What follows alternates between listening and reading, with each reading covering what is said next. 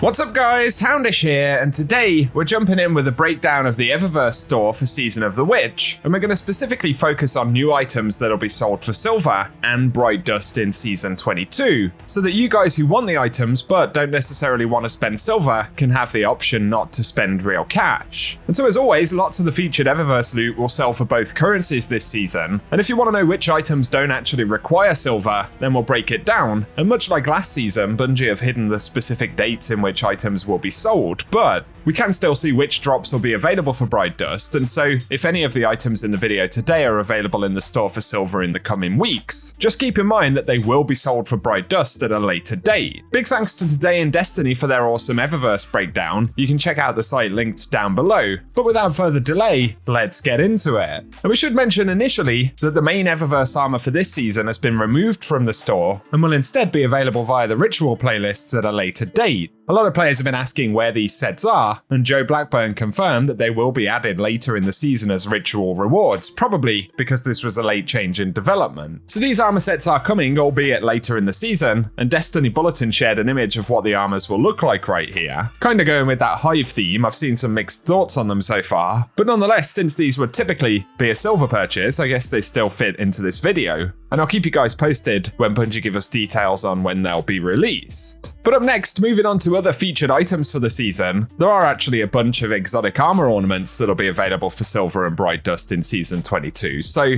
keep in mind for any of the items here, there will be an option at some point in the season for them to be purchased for bright dust, although that will probably be a little bit later in the season. But for exotic armor ornaments, there is the Nucleosynthetic Sheath, which is a new ornament for the Hunter's Caliban's Hand. And all of these exotic ornaments will be featured for 1500 bright dust or 600 silver. Additionally, there's the Reticule Lock, a new ornament for the Abeyant Leap for Titans, and then the Tyrian Gloves, which is a Controverse Hold ornament for Warlocks. And then we have the European Scout Visor, which is a new ornament for the Cryptorachnes Facade, the Secondary Energy, which is an Armamentarium ornament for Titans, and finally we'll also get the Efficient Pursuit, which is for the Swarmers for Warlocks. So let us know what you think of the new exotic armor ornaments there, but for new exotic weapon ornaments this season, we'll see the Anomalous Domain, which is a new deterministic chaos ornament right there. There's a pretty cool kind of black armory theme for that one. All of the weapon ornaments will cost 700 silver or 1250 bright dust. And there's also the Future Past for the Hierarchy of Needs, which is a pretty cool kind of Braytech themed ornament right there for the bow. And another exotic machine gun ornament, which comes in the form of the Inner Beauty, which is a Grand Overture ornament right there. And finally, Infinite Quiver, which is a new ornament for Le Monarch. And for Infinite Quiver, it appears that it will probably be in a bundle at some point as well, as there are two different silver costs, but any of them can be picked up for bright dust at some point in the season for 1250 bright dust.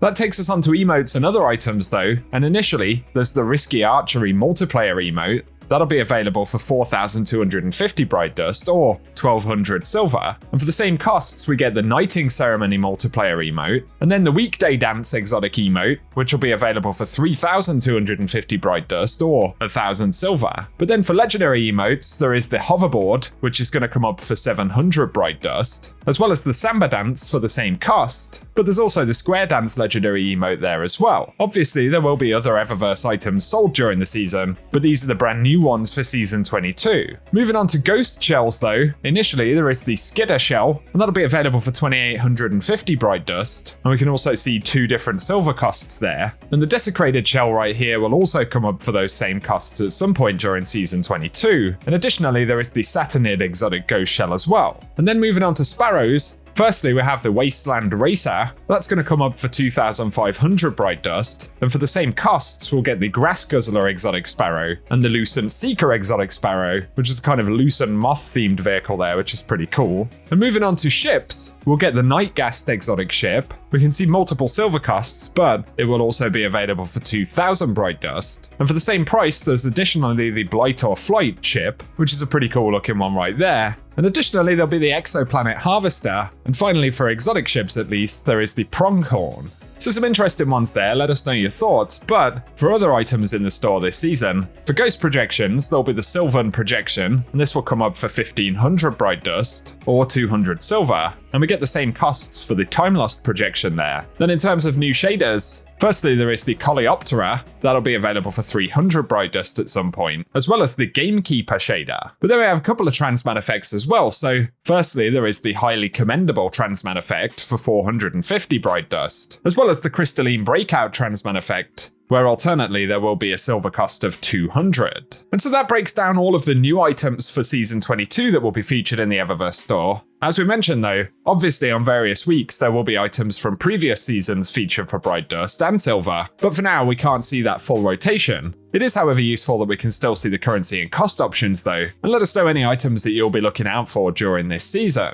To take a quick look right here at some of the items that'll be featured from previous seasons for Bright Dust though, we are going to get things like the Tyrant's Vision weapon ornament for Eyes of Tomorrow. We'll also see the Dragon Bone for Deathbringer come back, and we'll get the Violent Exorcism Arbalist ornament there.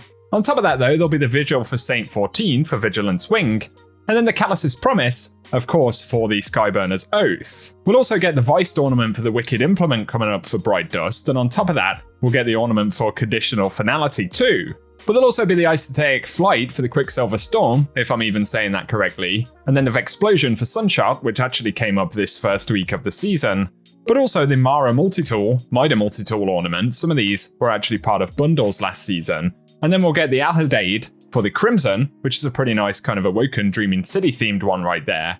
And of course, we get Festival of the Lost this season, so things like the Worm Perilous for the Parasite Grenade Launcher, the Promethean Prelude for the Grand Overture, the End of an Era weapon ornament for the Last Word, and the Imperial Decree will get its Unheard to Be Told ornament available this season for Bright Dust as well. I do totally recommend that you check out Today in Destiny though, if you want to see what other items are going to come up this season for Bright Dust. They also have the silver only items listed, and of course plenty of Festival of the Lost items if you want to take a quick preview of what's coming back, as well as the stuff that's classified with the kind of pink icons right there, which are placeholders. So I'll link Today in Destiny down below, it's definitely worth a look. For today though guys, that's everything we have to break down in the video, so as always I hope this one has been useful, and if it has, a rating below really does help us out down below. Also be sure to get subscribed and turn on notifications, and I'll keep you posted with more Destiny content, but otherwise I appreciate you all tuning in, and whatever you get up to, I hope you have an awesome day.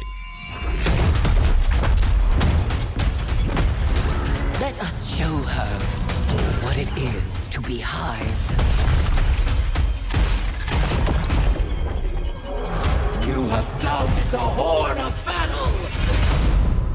You are deserving of the greatest death I can bestow!